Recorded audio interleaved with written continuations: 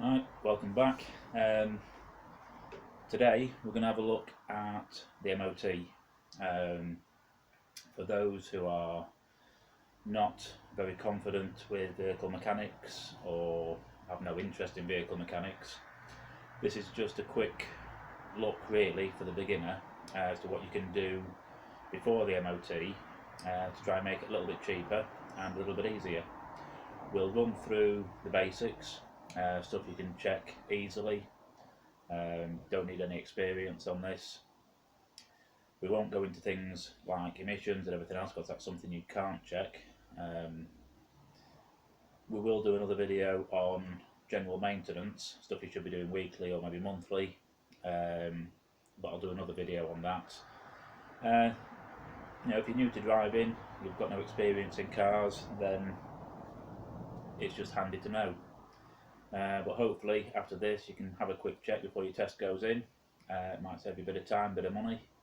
But yeah, let's get into it.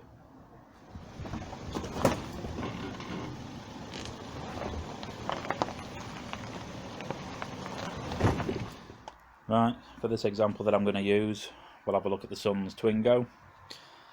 Quite an easy one to look at, quite good as a first car. But yeah, we'll have a look around this one and see if there's anything that needs doing. Right, first thing we're going to look at is the tyres. A couple of things with these. You need to check the side walls, make sure there's no chunks missing, make sure it's not cracked and perished due to age, and also the tread. You will need 1.6 mil as a bare minimum to be legal. Obviously you want more than that ideally, but it's 1.6 to get you through the MOT. The gauges that you need to use are extremely cheap. I've got one like this. I can't even remember where I got it from, but I don't remember it costing anything really. But yeah, anything you can lay your hands on, like I say, quid, anything like that, it'll be almost next to nothing.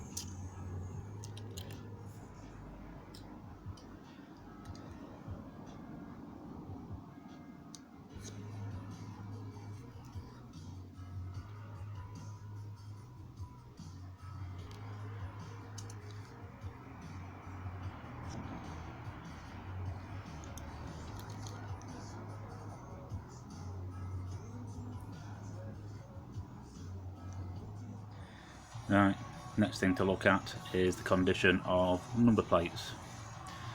This one is getting a little bit tatty, but it is still clear, readable, cameras will pick it up, and it's still easy to see. If they get to the point where they're faded or cracked excessively, that will also be an MOT fail. So if you've got bad plates, for the sake of 20 quid, you may as well get them replaced before you send it in for its test. Need to check lights, front and rear, and don't forget number plate lights, they're quite easy to forget.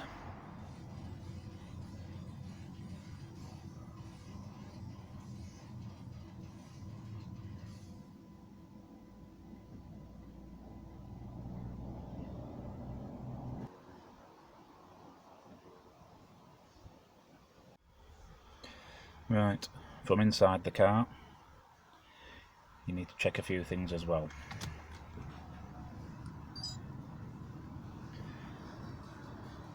Make sure all windows work. Make sure you've got nothing in the windscreen in your view. You will get away with a dash cam, but any sat navs or sat nav mounts need to be removed. Make sure your wipers are working, your water jets are working, that's front and rear. Make sure they're not not streaky. Make sure they are clearing the windscreen properly. Again, cheap parts, and you can fit those yourself quite easily, and it just saves that MOT fail for a daft reason. Right, on your dashboard, turn the ignition on. All your warning lights should come up and disappear. If any stay on, it means you've got a fault, and that will need looking at before the MOT. A couple of them, such as that, will go away once the engine's started. All that's left on there is the handbrake and the symbol telling me I've not got my seat belt on.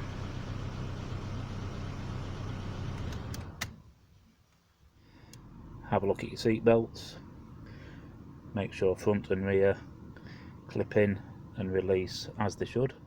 Finally, while we're inside, make sure the horn is operating and mirrors can be adjusted.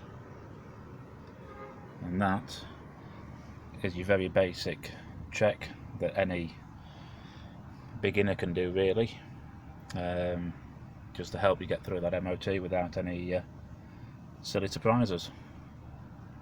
Hope this has helped.